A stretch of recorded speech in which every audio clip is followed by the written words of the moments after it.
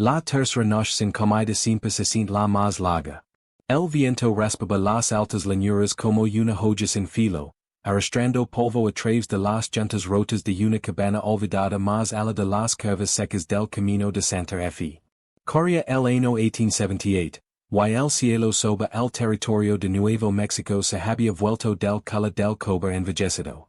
Dentro de la cabana de trampero, a punto de derrumbarse, una joven estaba sentada en el suelo con la espalda apoyada contra la madera astelada, contando sus respiraciones para no contar las horas. Si es nuevo aquí, suscríbete al canal y activa la campana. Historias como esta merecen ser recordadas. Su nombre era Elena Redbird. Su madre la había llamado así por el amanecer. Su padre le había legado su silencio. Durante 3 días no había comido nada. El último trozo de venado seco se había endurecido como hueso. Aunci, lo había chupado. El hambre tenía un sonido, un gemido animal y bajo que nace en algún lugar bajo las costillas. Se prisionó la palma contra el estómago para acallarlo, como si fuera un niño necesitado de consuelo. Afuera, las llanuras se extendían vastas y implacables. La artemisa se inclinaba bajo un viento creciente. A lo lejos, el polvo se reunía en un muro que avanzaba como un ejército. Elena lo observaba a través de una grieta entre las tablas. Había huido del pueblo de Cimarrón 2 noches antes. Ali los susurros habían echado dientes. Sangre apache, habían dicho. Hija de secuadores. No importaba que jamás hubiera alzado un rifle contra ellos.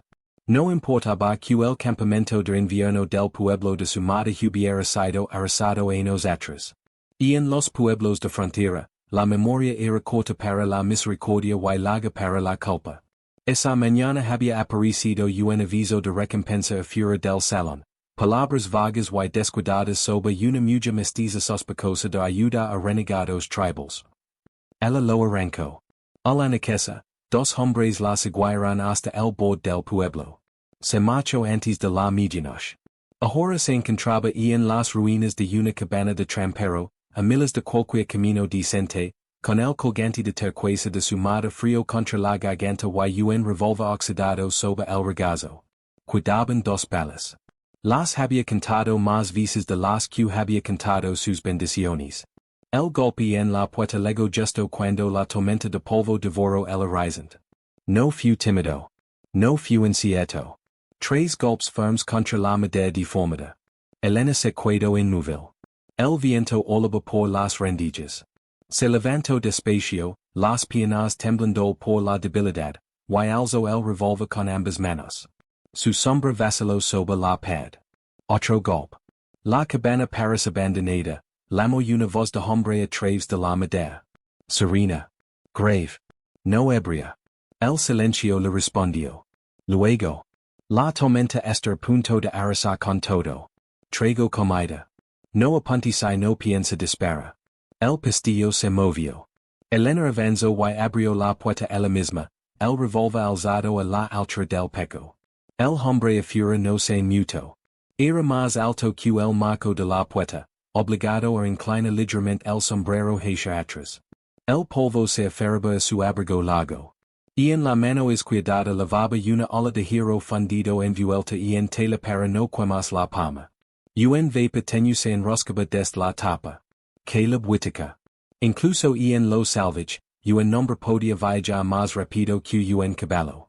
El rey plateado del ganado, lo llamaban, dueño de vastas tierras de pastorio cerca de Cimarrón, riqueza forjada en largas conducciones de ganado hacia el norte después de la guerra. Su rancho se extendía como un reino bajo la sombra de montañas distantes. Elena lo había visto una vez desde el otro lado de una calle abarrotada. Los hombres se apartaban para dejarlo pasar. Ahora estaba solo frente a ella con una ola de guiso y unos ojos que contenían algo que no esperaba. Cortela. Tranquila, dijo en voz baja. Si viniera a Hasadano, no traería la cena. Los brazos le temblaban, pero no solo por miedo. Date la vuelta, ordenó ella. El obedeció. Ella lo registró con rapidez, un revólver enfundado en la cadera, otro en la silla del caballo afuera. Ninguno desenfundado. Me seguiste. No, entonces sostuvo su mirada. La tormenta me sorprendió revisando cercas. Vi humo salir de esta chimenea ea. Pense que alguien podría estar refugiado aquí. No hay nadie. El estudio su rostro, el hueco bajo los pómulos, la sequedad y en los labios. Paris que si lo hay. El viento rugió con más fuerza. El polvo azotó sus hombros. Dijeron ya esto, dijo con suavidad. Luego me halla. El olea la alcanzó antes de que el ogullo pudiera detenerlo. Con dureza. Cebolla. Un leave toque de camino. El estómago se le contrajo con tanta fuerza que tuvo que afirmarse para no caer. El lo notó. No has comido, dijo, sin acusación. Solo constatando un hecho. El mundo se redujo al vapor que se enroscaba entre ambos. Elena apretó con más fuerza el revólver. ¿Por qué habría de importarle un hombre como usted? Su mandíbula se tensó una vez. ¿Por qué visto lo que hacen 3 días sin comida? Un destello cruzó por sus ojos, memoria, pasada y no dicha. La tormenta estaló con una ráfaga violenta que empujó contra la puerta. La arena lino el air. Si se cuida a fura, dijo ella con voz áspera, pedera el caballo. Una pausa. Otra. Entonces se hizo a un lado, el revólver sin bella. Adentro, ordino. Despacio.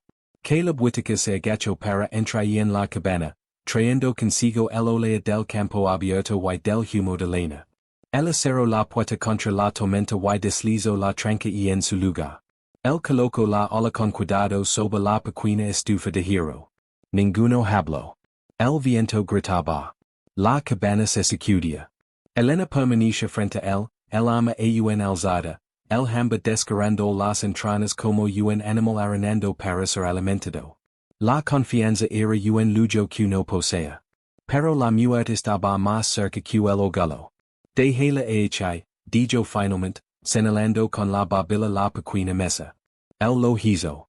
El vapor se elevó entre ellos como una tregua frágil. A fura, las llanuras desaparecieron bajo un muro de polvo. Adentro, 2 vidas se equilibraban sobre el filo delgado entre la sospecha y la misericordia. Y por primera vez en 3 días, Elena Redbird se permitió respirar el aroma del guiso. La primera cucharada le quemó la lengua, y recibió el dolor como una bendición. El vapor se enroscaba hacia el techo bajo de la cabana, volviendo el aire denso y fragante.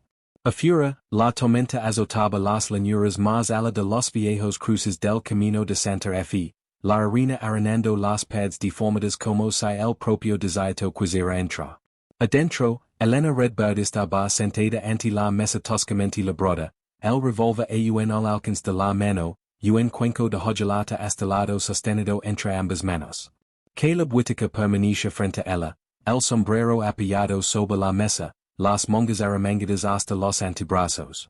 La luz del fuego de la pequeña estufa de hierro dibujaba sombras marcadas a lo largo de su mandíbula. No se había quitado el cinturón con la pistola. Ella tampoco. Volvió a alzar la cuchara. Despacio. Deliberadamente.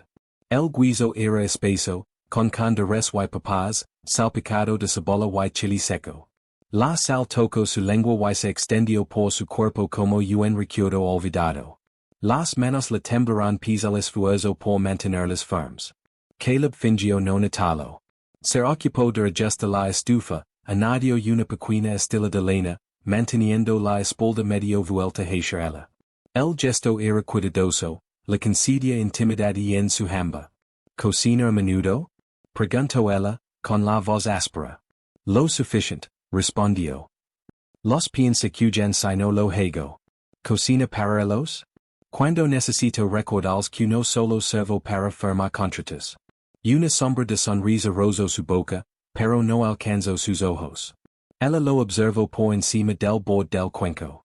Su abrigo era de buena lana, cubierto de polvo. Las botas, gastadas pero bien cuidadas. Un hombre que había cabalgado largas millas y sobrevivido a ellas. Usted es Caleb Whittaker, dijo por fin. Él no respondió de inmediato. El viento hizo vibrar las vigas del techo. Así mi laman. El rey plateado del ganado. I la gente le gustan los títulos. Su tono fulano.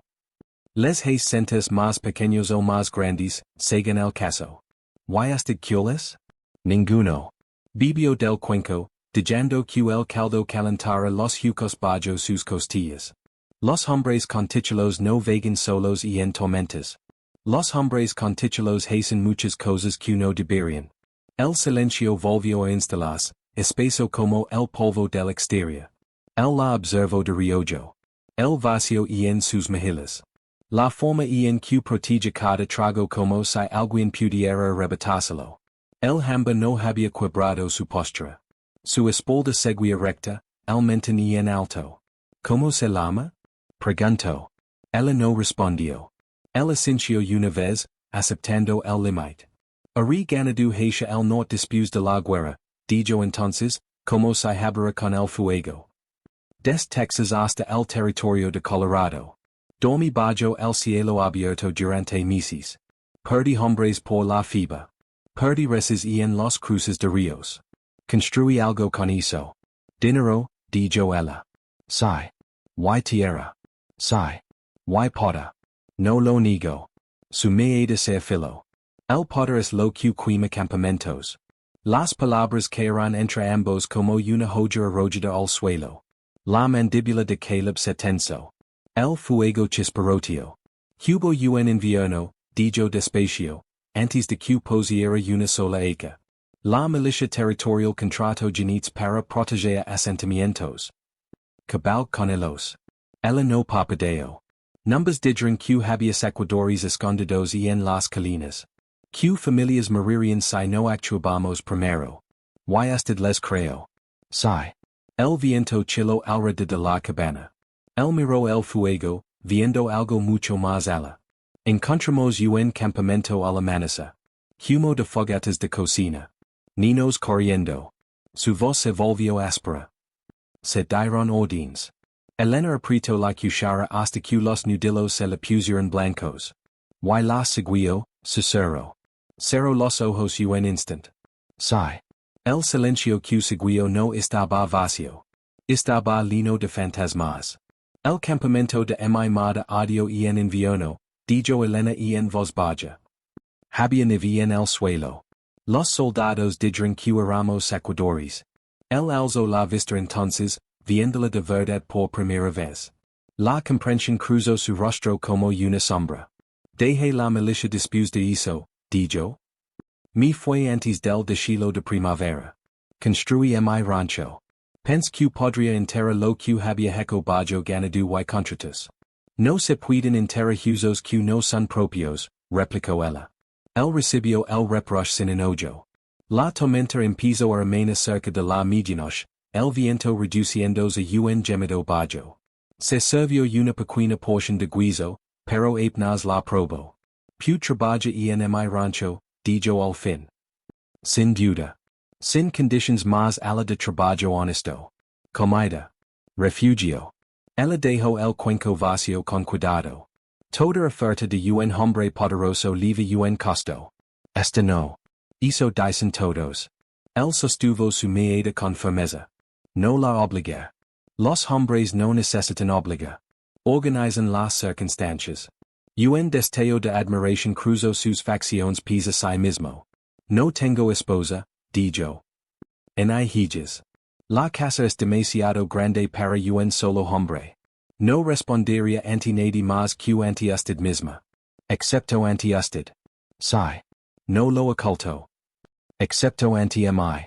Ella se recostó, el agotamiento presionando los bordes de su visión. No le debo gratitud a ningún hombre. No la pedí. La tormenta murió antes del amanecer. Una luz gris se filtró por las grietas de las paredes. Elena no había dormido. Caleb estaba sentado junto a la puerta, el rifle apoyado sobre las rodillas, escuchando el silencio de las llanuras. El sonido de cascos lo quebró. Ambos giraron la cabeza hacia el ruido. Tres genets coronaron la loma al este de la cabana, chaquetas azules apagadas por el polvo, carabinas colgadas a los costados. Caballería de los Estados Unidos. La respiración de Elena se detuvo. El instinto la empujó hacia el revólver. Caleb se levantó despacio. Quidate atrás, murmuró. Los genites se detuvieron a fura. Uno desmontó y golpeó la puerta con la culata del rifle. Abran. Caleb salió antes de que ella pudiera protestar, cerrando la puerta tras de sí. A través de una rendija, Elena observó. El oficial era joven, el rostro curtido por el viento, y un bigot fino y ansioso. Buenos días. Buscamos a una muchacha apache fugitiva. Sospechosa de ayuda a renegados cerca del río. ¿Ha visto a alguien? Caleb se quitó el sombrero, sereno como agua inmóvil. Solo coyotes. El soldado entrecerró los ojos. La descripción coincide con una mujer mestiza. Pasó por Cimarrón. Causó problemas. La mayoría de Caleb se endureció apenas. Esta cabana estaba desde el invierno pasado. Revisaba mis cercas. La tormenta me sorprendió. El oficial miró hacia la puerta. ¿Le importa si echamos un vistazo? Caleb dio un paso más cerca, bajando la voz. ¿Sabe quién soy? El reconocimiento parpadeo en el rostro del joven. El nombre tenía peso en aquellas tierras. Sí, señor. Mi rancho prevé con su fuerte. Los contratos están formados hasta la primavera. Una pausa. El viento agitó la hierba.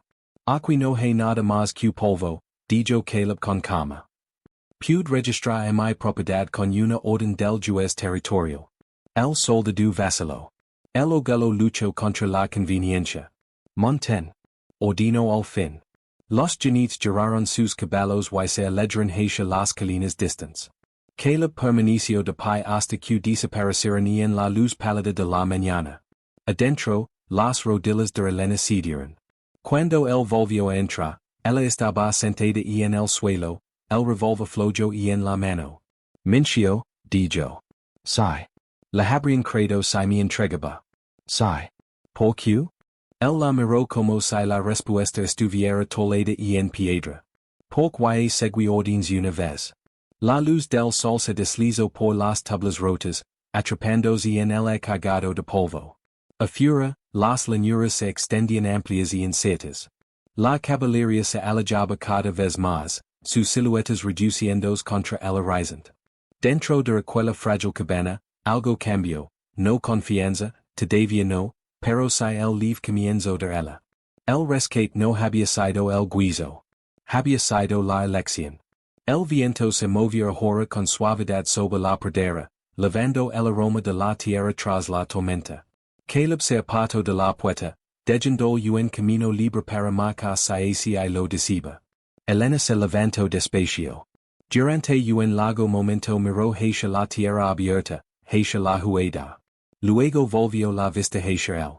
El fuego en la estufa se había consumido casi por completo, pero las brasas aún brillaban.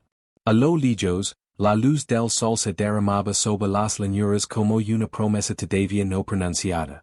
Las montañas los vieron lega como juices silenciosos. El rancho se extendía amplio bajo la sombra de las montañas sangre de Cristo, sus picos veteados de rojo atrapando el sol de la tarde como sangre seca sobre piedra.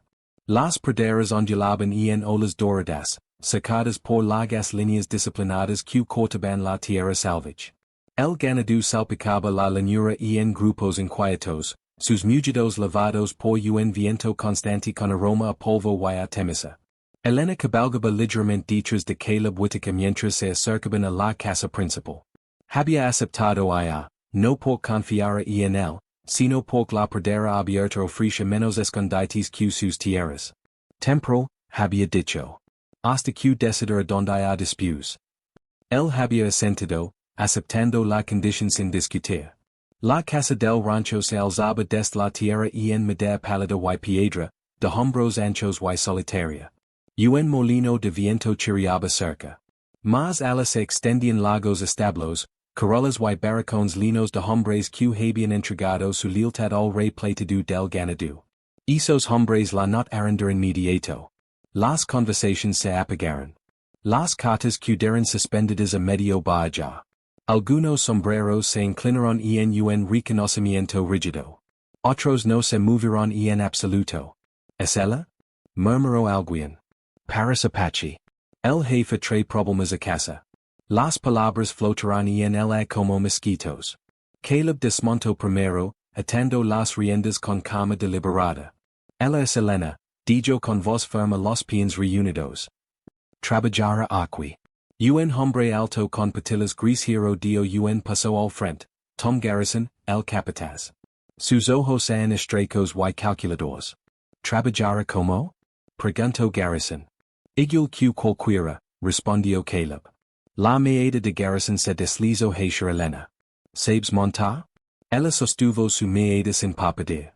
Mija que la mayoría. Algunos de los vaqueros más jóvenes soltarán una risa breve. Mustrame, dijo Garrison. Caleb comenzó a objetar, pero Elena y volvió a montar. Un novillo se soltó en el extremo del corral, asustado por el alboroto. Antes de que nadie más reaccionara, ella espolió suavemente su caballo. El polvo estaló bajo los cascos. Monaba bajo y equilibrada, guiando al animal con las rodillas y la respiración más que con las riendas. El novillo viró bruscamente hacia la cerca. Elena lo anticipó, cortando en angulo para obligarlo a frenar. Su lozo silbó en el aire, sin ostentación ni temeridad, y que limpió al del cuello del animal. El corral quedó en silencio, salvo por la respiración constante de los caballos. Desmontó y entregó la cuerda a Garrison. Será milla que repones acerca, dijo con calma. El post está podrido en la base. Garrison la observó largo rato, luego asintió con brusquedad. Dormiras en el cuarto pequeño junto a la cocina. No era calidez. Pero tampoco era rechazo. Los días encontraron su ritmo. Elena se levantaba antes del amanecer. Ensilaba caballos, acarreaba agua y recorría las líneas de cerca del perímetro. Trabajaba sin quejas y sin disculpas. Cuando un potrillo se abrió la peta con alambre de púas, se arrodilló en la tierra y mezcló artemisa triturada con agua hervida, vendando la herida con manos firmes. ¿Dónde aprendiste eso? Preguntó un peón. De mi madre, respondió. Dejaron de cuestionarla cuando el potrillo sonó limpio. Caleb la observaba desde la distancia más veces de las que pretendía. Había esperado fragilidad, un cuerpo debilitado por el hambre. En su lugar había resistencia tolerada en algo más duro que el orgullo. Por las noches, cabalgaba solo hasta la cresta occidental, contemplando su extensión de tierra. El rancho le había costado años de suda, nudillos ensangrentados y tratos cerrados sobre mesas marcadas en salones de cimarrón. También le había costado el sueño. Elena a veces cabalgaba también, manteniendo distancia pero compartiendo el horizonte. Entre ambos se extendían acres de silencio cargados de palabras no dichas. Los rumores llegaron al pueblo antes de que terminara la semana. Dentro del salón de cimarrón, los besos tintineaban y las voces bajaban. Ha metido a una mujer apache en su rancho. Mestiza. No tardará en enterarse el fuerte. El sheriff cabalgó hasta el rancho 2 días después, la placa brillando como advertencia. El sheriff Doyle era un hombre corpulento de ojos cansados. Se quitó el sombrero cuando Caleb salió al porche. Buenas tardes, dijo Doyle. Sheriff. La mirada de Doyle se desvió hacia el establo, donde Elena trabajaba junto a Garrison cargando sacos de alimento en una carreta. Es ella de quien hablan. Sí. ¿Sabes cómo se ve esto? La voz de Caleb permaneció firme. Paris que contrat ayuda.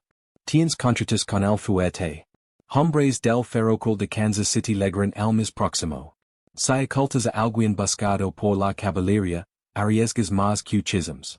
Las manos de Elena se detuvieron sobre el asa de la carreta. No se volvió.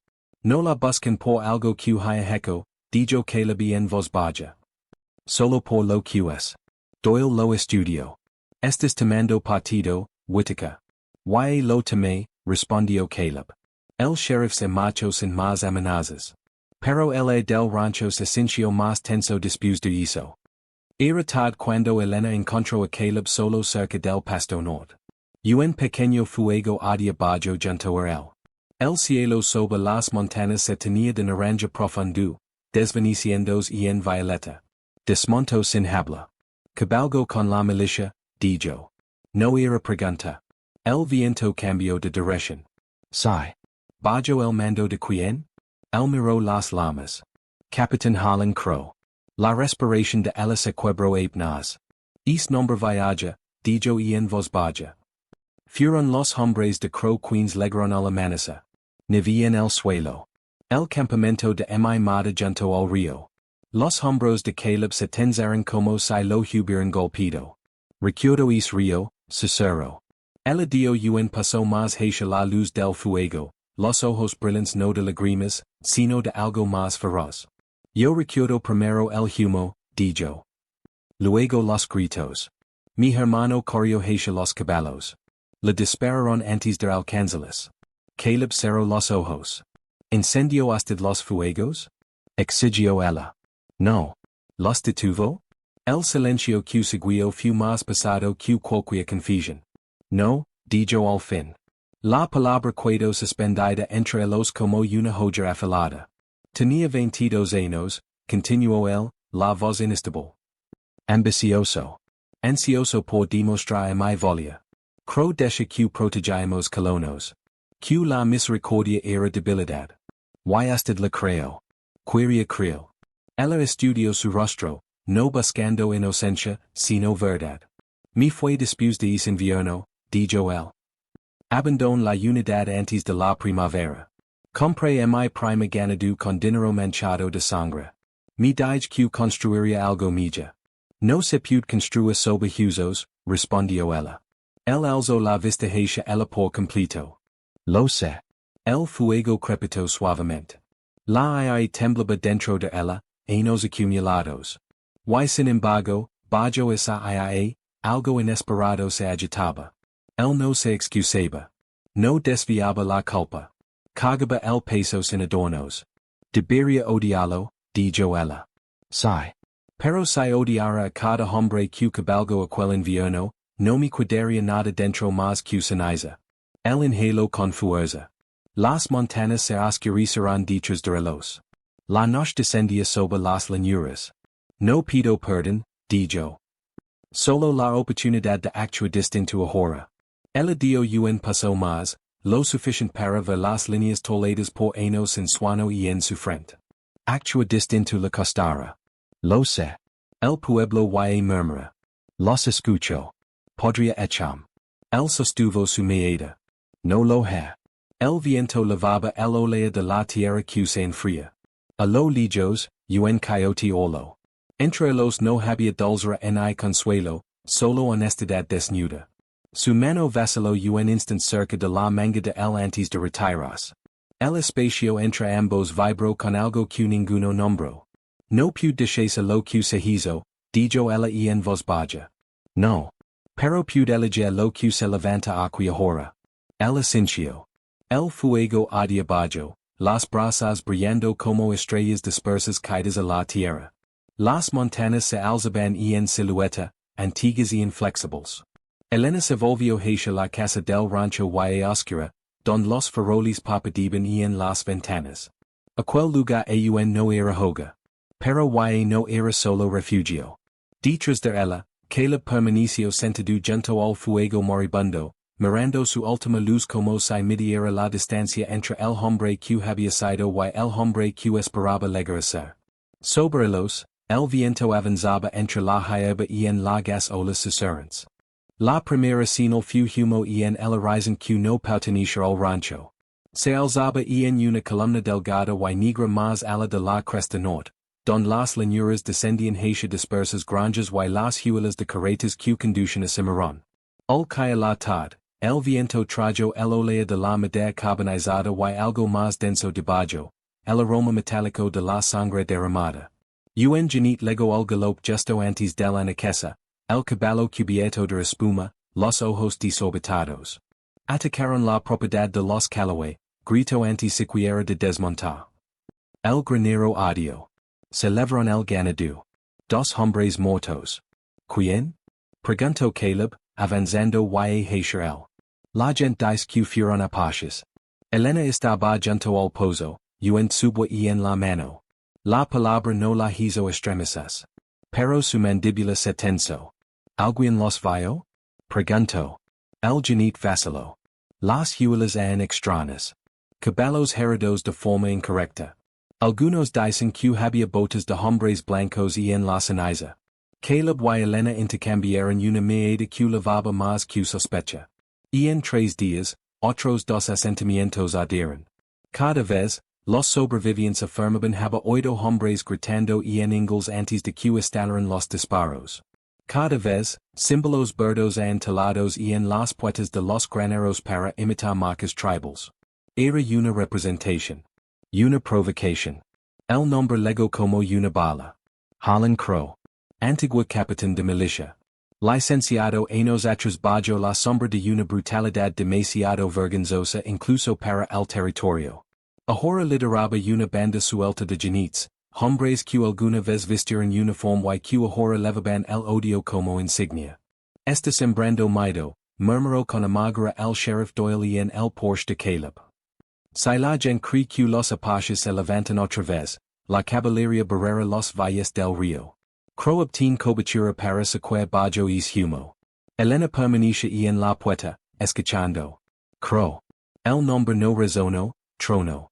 Recuerdo su voz ladrando orden sobre la nieve.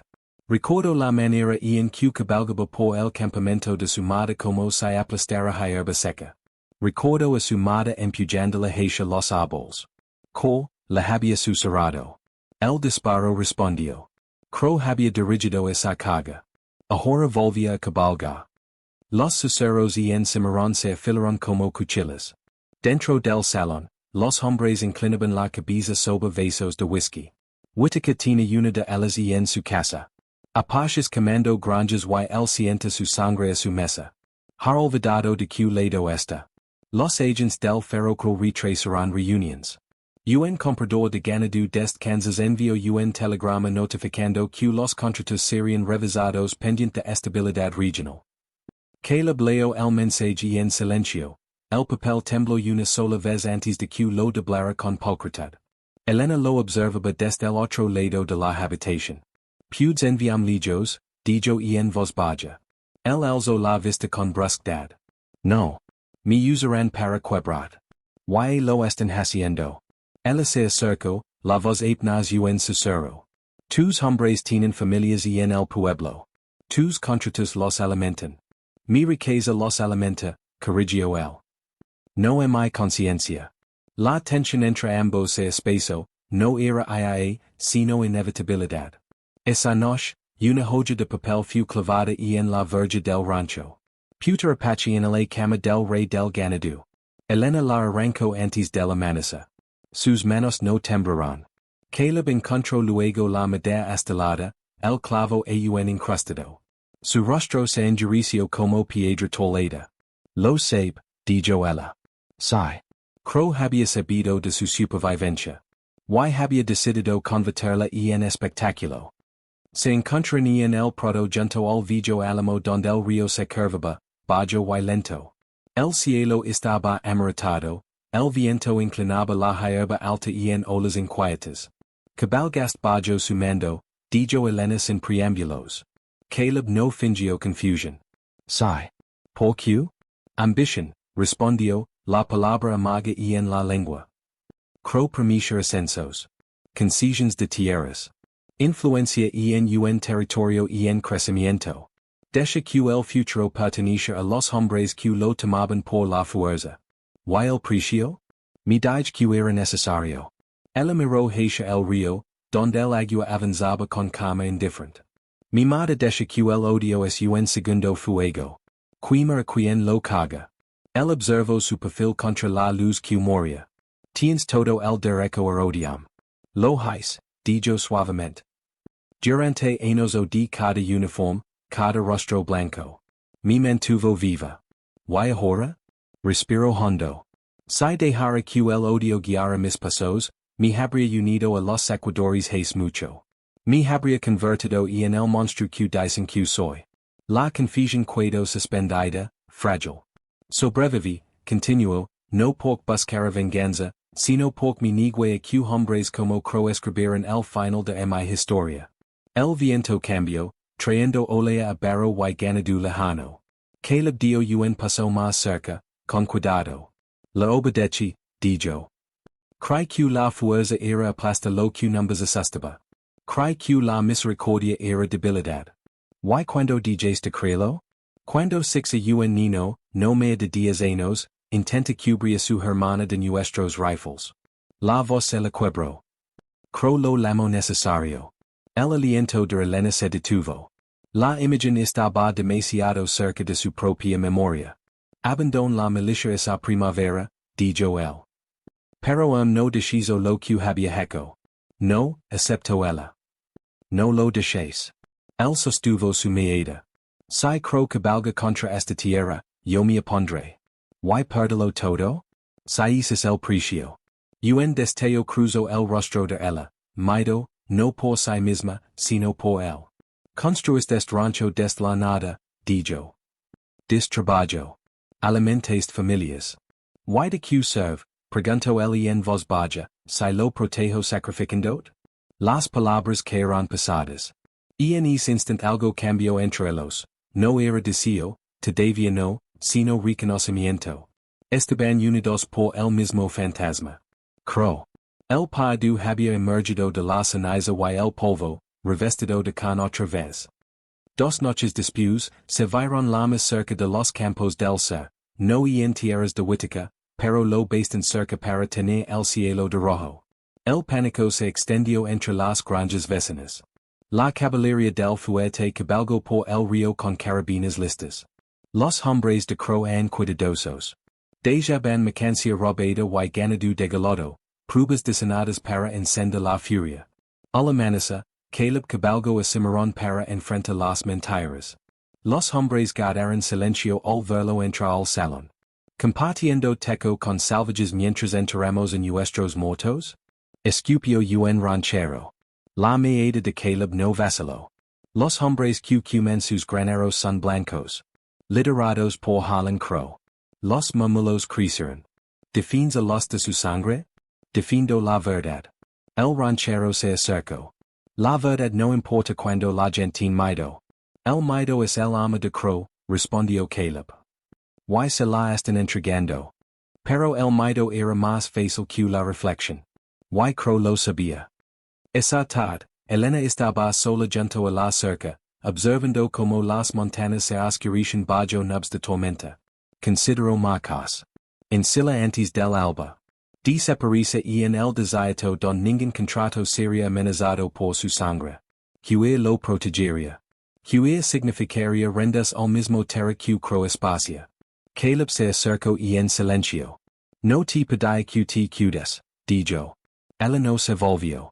Si me voy, durante que me expulsaste. Si te vas, Crow gana. Un relámpago parpadeo más ala de las cumbres de la sangre de Cristo. Amat, dijo de pronto, la voz casi perdida en el viento, numbers costaria a ambos. El quedó inmóvil. Si. Ella finalmente lo miró. No es sencillo. No. No es seguro. No. Pero estoy cansada de huir de hombres que confunden crueldad con fuerza. La tormenta se acaba, el trueno redando sobre la llanura. El dio un paso más, lo bastan cerca para que el que la entre los desafiara el viento frío. No la tocó. No era necesario. Pase lo que pase, dijo en voz baja, está contigo. Sus ojos buscaron duda. No la encontraron. Su amor no floreció en suavidad. Creció en el espacio toledo por la confusión y la elección. Era inevitable porque era honesto. Imposable porque el mundo fuera del rancho jamás lo aceptaría. La lluvia comenzó a caer, gotas lentas y deliberadas oscureciendo el polvo a sus pies. A lo lejos, un relámpago iluminó las llanuras don Crow cabalgaba bajo el mismo cielo. Elena alzó el rostro hacia la lluvia, dejando que lavra el recuerdo del humo de su piel. A su lado, Caleb se quitó el sombrero y permaneció firme bajo la tormenta. El paidu había regresado. Pero también su determinación. El trueno rodó por el veil, y el viento inclinó la hierba como un campo inclinándose antes de la batalla. Las llamas arrenaban el cielo nocturno como una criatura viva, rugiendo más fuerte de lo que cualquier viento pudiera hacerlo. Los establos estallaron primero. Los caballos relincharon en pánico, cascos golpeando la tierra, dientes descubiertos por el terra. Caispas volaron hacia la oscuridad, hacia nubes ennegrecidas que ahogaban la luz de la luna. El humo se retorce en espirales espesas y eca, y el viento lo arrastraba a través de los corrales, depositando polvo y ceniza sobre cada superficie.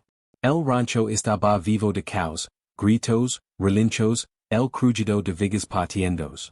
Elena Redbird se mantenía en el borde del corral, los ojos entornados, las manos firmes sobre las riendas de un cimental apenas domado. Se negó a escondes. El fuego se reflejaba en su cabello, otorgando un halo peligroso. Sin vacilar, espolió el caballo hacia adelante, intonándose en humo y llamas para librar al ganado atrapado. Los hombres se quedaron inmóviles, boquiabiertos, al ver la maniobra entre el infierno, arrastrando sogas para asegurar animales aterrados, susurrando palabras de calma en inglés y en apache. Caleb Whittaker emergió del humo con el rifle en la mano, avanzando hacia el granero principal. Sus botas ardían sobre brasas esparcidas en la tierra. Crow había legado, Harlan Crow, su antiguo capitán convertido en sequida, rodeado por una banda de hombres cuyos dientes brillaban bajo la luz de las antorchas. Crow río, un sonido como vidrio quebrandos. Whittaker, gritó Crow, saliendo de entre las llamas. Debí saberlo. Traicionarías a los tuyos por una puta apache. La mandíbula de Caleb se tensó. Estoy del lado de lo correcto. No de las órdenes. Crow desenvainó su pistola, escupiendo una maldición. ¿Órdenes? Las seguiste una vez. No finges que tu conciencia despierta ahora. Los primeros disparos estallaron, caispas saltando al impacto contra la cerca. Caleb respondió con fuego, preciso, cada movimiento calculado. A su alrededor, los peones corrían, arrastrando animales y arrojando agua sobre pequeños focos de incendio. El humo y el calor se mezclaban en un torbellino naranja y negro. Elena tiró de las riendas cerca del corral en llamas, gritando instructions. Un potro se había enredado en el alambre, soltó al suelo y lo liberó con su cuchillo mientras las brasas se iban alrededor de sus botas. Su valencia silencio toda duda en queens la observaban, hombres que días atrás habían murmurado contra ella ahora miraban, atenitos ante su coraje. Caleb y Crow se enfrentaron al borde del granero, la luz del fuego danzando en sus rostros. Suda y Holland cercaban a ambos, pero en los ojos de Caleb ardía una determinación que Crow jamás la había visto. Debéis cuidar como un hombre de las llanuras, se burló Crow. Ahora te escondes detrás de esta muchacha. Ella no se esconde, respondió Caleb, voz baja, acero bajo cada palabra. Y yo tampoco. Chocaron, puños y rifles golpeandos.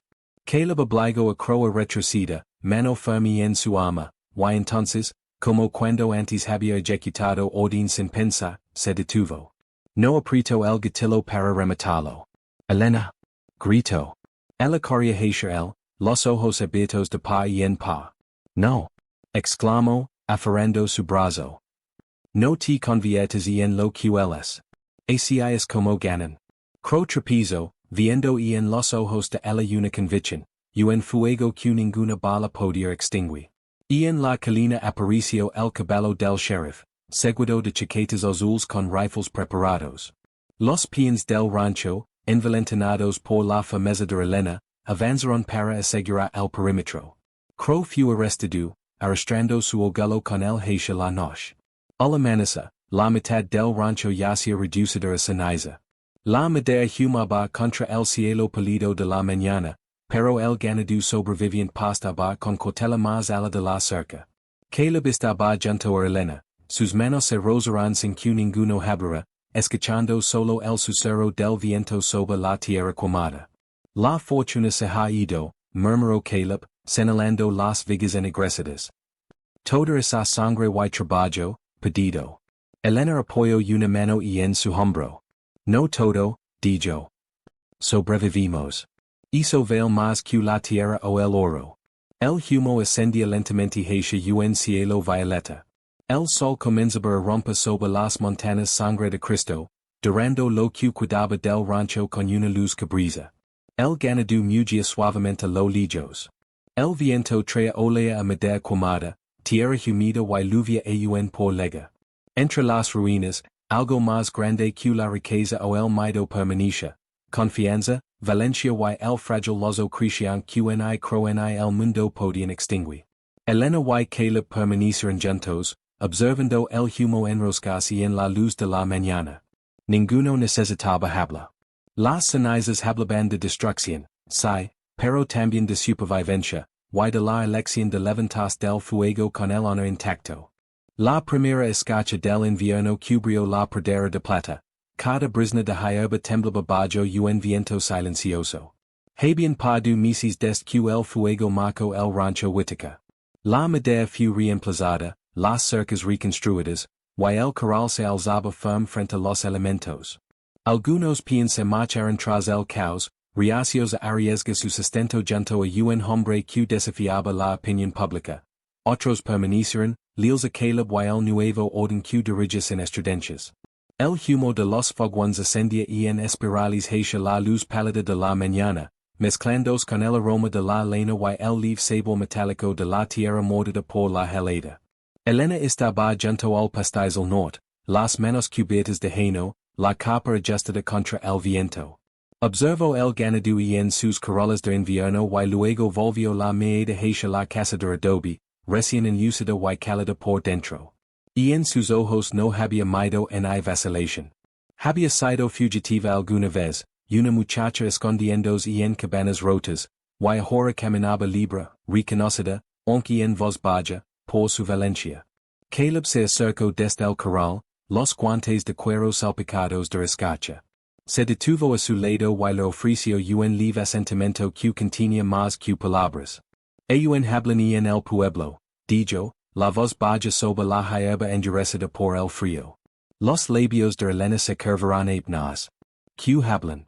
Has hecho algo que jamás imagine posible, continuó Caleb. Negocia pastorio con los apaches. Tenda puentes donde otros solo prenderían fuego. No es tenda puentes, lo corrigió ella. Es respeta. Acomodo el fajo de papeles que lavaba, acuerdos cuidadosos y justos. Los hombres habían dudado de ella. Los vecinos susurraron sobre su sangre, su herencia, su presencia. Sin embargo, persistió. Y esa persistencia, Caleb lo sabía, había cambiado no solo su vida, sino el rancho entero. Dentro, la casa olía pino y guiso, el humo se enroscaba desde la estufa de hierro.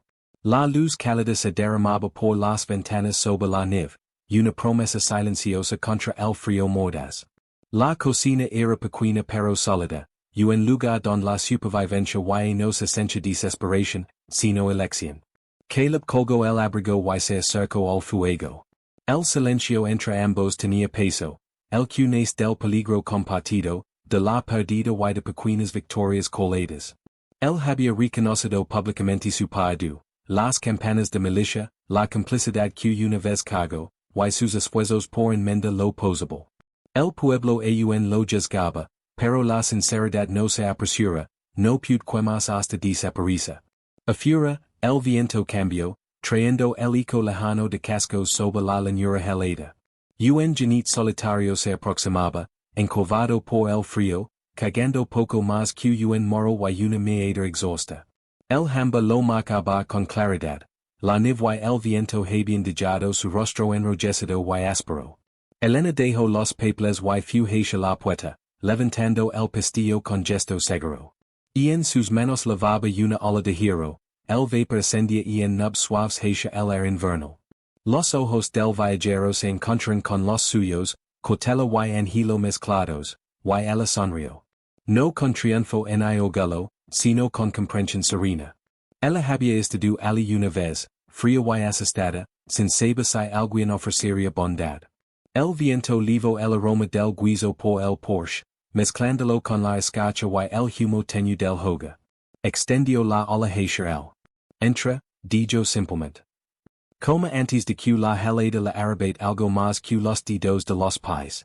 Caleb se colocó a su lado y apoyó una mano cálida sobre la de ella, no posesiva, solo presente. Sus miradas se encontraron un instant, cargadas con el reconocimiento silencioso de las pruebas superadas y las batallas compartidas. Ninguno había salido ileso, pero la pradera se había vuelto algo más que un lugar para sobrevivir, se había convertido en un lugar para elegir. Dentro, el fuego crepitaba, iluminando pads recién enlucidas que aún conservaban cicatrices tenues del incendio de meses atrás. La habitación era modesta, pero su luz bastaba para distraer al miedo. El viajero se dejó caer en una silla, las manos rodeando la ola, y el que le pareció expandirse, no solo del alimento, sino de una confianza discreta, y un vínculo ameno sin palabras pero profundo. Elena lo observó como, escuchando el ritmo suave del viento contra la casa, el leve crujido de la madera asentándose, el murmullo distante del rancho. Sintió la mirada de Caleb sobre ella, firme y cálida, una certeza de que la elección que habían hecho, reconstrua, permanece juntos, honra en lugar de destrua, no había sido en vano. Afuera, la pradera se extendía infinita bajo el alba pálida. La nieve brillaba como vidrio triturado sobre los restos dorados de la hierba, y las montañas sangre de Cristo se alzaban oscuras y dentadas en el horizonte. El viento cruzaba los campos, llevando consigo el aroma de la vida renovada, de la tierra reclamada, del coraje recordado. Elena alzó el rostro, diciendo que la luz de la mañana tocara su piel. Caleb permaneció a su lado, hombros firmes, ojos en las montañas lejanas. Habían sido heridos por el fuego, por hombres, por la historia misma, pero juntos habían elegido creer en lugar de destruir. Compasión en lugar de venganza. Supervivencia en lugar de miedo. Y en algún lugar, en el silencioso barrido de la escarcha y el viento de la pradera, el mundo contuvo el aliento, esperando el próximo golpe en la puerta. Elena y Caleb permanecieron, no como salvador y salvada, no como fugitiva y protecta, sino como compañeros en una vida forjada de cenizas, elección y el lento orden de un amor ganado en el fuego. Esa fue mi historia. Si llegó hasta ti, dime que sentiste. No dijimos que el silencio nos entierra otra vez. Deja tus pensamientos en los comentarios, y cuéntame des que lugar del mundo estás escuchando.